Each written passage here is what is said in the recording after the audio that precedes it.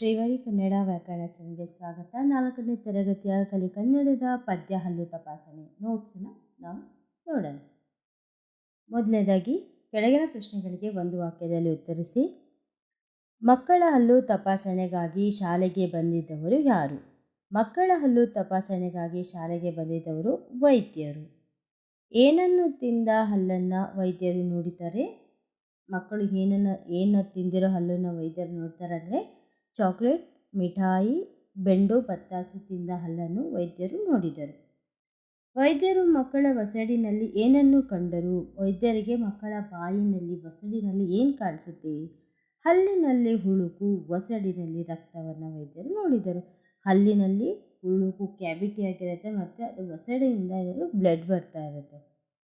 ವೈದ್ಯರ ಹಲ್ಲುಗಳು ಹೇಗೆ ಹೊಳೆಯುತ್ತಿದ್ದವು? ಡಾಕ್ಟರ್ಸ್ ಹಲ್ಲು ಹೇಗೆ ಹೊಳಿತಾ ಇತ್ತು ಅಂದರೆ ಅವರ ಹಲ್ಲುಗಳು ಫಳಫಳ ಅಂತ ಹೊಳಿತಾ ಇತ್ತು. ಕೆಳಗಿನ ಪ್ರಶ್ನೆಗಳಿಗೆ 2-3 ವಾಕ್ಯದಲ್ಲಿ ಉತ್ತರಿಸಿ. ವೈದ್ಯರಿಗೆ ಮಕ್ಕಳ ಜೇಬಿನಲ್ಲಿ ಏನೆಲ್ಲ ಸಿಕ್ಕಿದವು? ವೈದ್ಯರಿಗೆ ಮಕ್ಕಳ ಜೇಬಲ್ಲಿ ಕೈ ಹಾಕಿದಾಗ ಏನು ಸಿಕ್ತು? ವೈದ್ಯರಿಗೆ ಮಕ್ಕಳ ಜೇಬಿನಿಂದ ಬೆಂಡು, ಬತ್ತಾಸು, ಚಾಕ್ಲೇಟ್, ಕಡಲೆ, ಶೇಂಗಾ ಸಿಕ್ಕಿದವು. ಇದೆಲ್ಲ ಮಕ್ಕಳ ಜೇಬಿಂದ ಸಿಗುತ್ತೆ. 2ನೇದು, ಮಕ್ಕಳ ಹಲ್ಲುಗಳು, ವಸಡುಗಳು ಹೇಗಿದ್ದವು? ಇಲ್ಲಿ 2 ಕ್ವಶನ್ ಕೇಳಿರೋದು, ವಸಡು ಮತ್ತು ಹಲ್ಲಲ್ಲಿ ಹೇಗಿದ್ವು ಅಂತ. ಮಕ್ಕಳ ಹಲ್ಲಿನಲ್ಲಿ ಹುಳುಕು ಹಾಗೂ ವಸಡಿನಲ್ಲಿ ರಕ್ತ ವಾಸನೆ ಇದ್ದವು. ವಸಡಿನಲ್ಲಿ ರಕ್ತ ವಾಸನೆ ಇದ್ದವು ಹಲ್ಲುಗಳಲ್ಲಿ. ಪೋಯಂ ಬರಿಬೇಕು. ವೈದ್ಯರು ಬಂದರು ಶಾಲೆಯ ಒಳಗೆ ಮಕ್ಕಳ ಹಲ್ಲು ತಪಾಸಣೆಗೆ. ಹಲ್ಲಿಗೆ ಹುಳುಕು, ವಸಡಿಗೆ ರಕ್ತ ವಾಸನೆ ಇದ್ದವು ಅವುಗಳಲ್ಲಿ. ನಂತರ ನಾವು ಭಾಷಾಭ್ಯಾಸವನ್ನು ಓದೋಣ. ಭಾಷಾಭ್ಯಾಸ. ಮಾದರಿಯ ವಚನಗಳನ್ನು ಬದಲಿಸಿ. ಶಾಲೆಗಳು, ತಿನಿಸುಗಳು, ಮಿಠಾಯಿಗಳು, ಹಲ್ಲುಗಳು. ವಚನ ಅಂದರೆ ಸಿಂಗ್ಯುಲರ್ ಪ್ಲೂರಲ್. ವಸಡುಗಳು, ಜೇಬುಗಳು, ಚೆಂಡುಗಳು.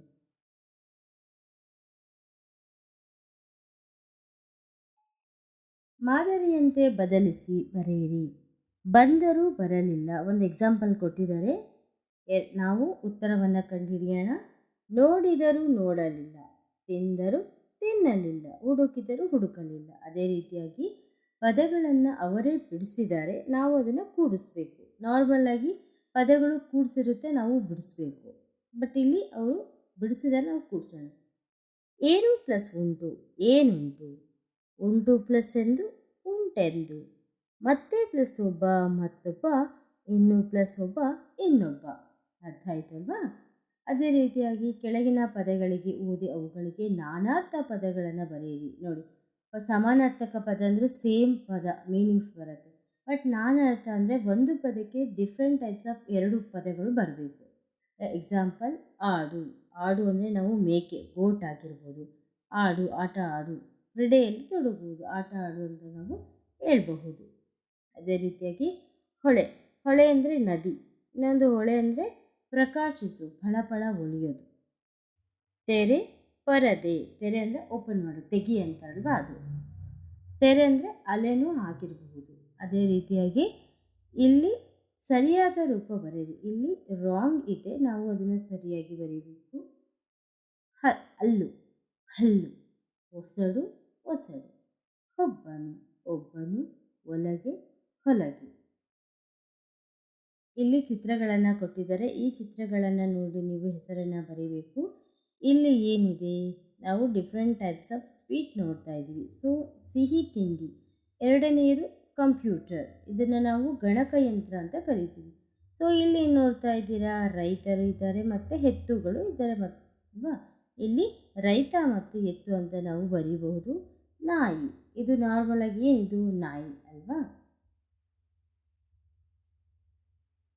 ಇಲ್ಲಿ ಪ್ಯಾರಾಗ್ರಾಫ್ನ ಕೊಟ್ಟಿದ್ದಾರೆ. ಸೊ ಆ ಪ್ಯಾರಾಗ್ರಾಫಲ್ಲಿ ಕರೆಕ್ಟಾದ ಒಂದು ಆನ್ಸರ್ನ ಬರೆಯೋಣ ನಾವು. ಶಾಲೆಯಿಂದ ಮನೆಗೆ ಬರುವಾಗ ರಸ್ತೆಯಲ್ಲಿ ಒಂದು ಅಪಘಾತ ಆಗಿದ್ದನ್ನು ನೋಡಿದೆ. ತರಕಾರಿಯವನು ತಳ್ಳುಗಾಡಿಗೆ ಕಾರಿನಲ್ಲಿ ಹೋಗುತ್ತಿದ್ದನು. ಡಿಕ್ಕಿ ಹೊಡೆದನು. ಯಾರು? ತರಕಾರಿ ಗಾಡಿಗೆ ಡಿಕ್ಕಿ ಹೊಡೆದ್ಬಿಟ್ಟಿದ್ದಾನೆ ಕಾರನ್ನು. ಆಗ ಗಾಡಿಯಲ್ಲಿದ್ದ ತರಕಾರಿ ಕೆಳಗೆ ಚೆಲ್ಲಾಪಿಲ್ಲಿಯಾಗಿ ಬಿತ್ತು. ಕಾರ್ಗೆ ಡಿಕ್ಕಿ ಆದ ತಕ್ಷಣ ಏನಾಗುತ್ತೆ, ಎಲ್ಲ ತರಕಾರಿ ಚೆಲ್ಲಾಪಿಲ್ಲಿಯಾಗಿ ಬಿದ್ದಿತ್ತು. ಆಗ ಗಾಡಿಯಲ್ಲಿದ್ದ ತರಕಾರಿ ಕೆಳಗೆ ಚೆಲ್ಲಾಪಿಲ್ಲಿಯಾಗಿ ಬಿತ್ತು. ನಾನು ಮತ್ತು ನನ್ನ ಸ್ನೇಹಿತರು ಸೇರಿ ಎಲ್ಲ ಆರಿಸಿಕೊಟ್ಟವು. ನಾನು ಮತ್ತು ನನ್ನ ಫ್ರೆಂಡ್ಸ್ ಸೇರಿಬಿಟ್ಟು ಏನು ಮಾಡ್ತೀವಿ, ಎಲ್ಲ ತರಕಾರಿನೆಲ್ಲ ಆರಿಸ್ಬಿಟ್ಟು ಕೊಡ್ತೀವಿ.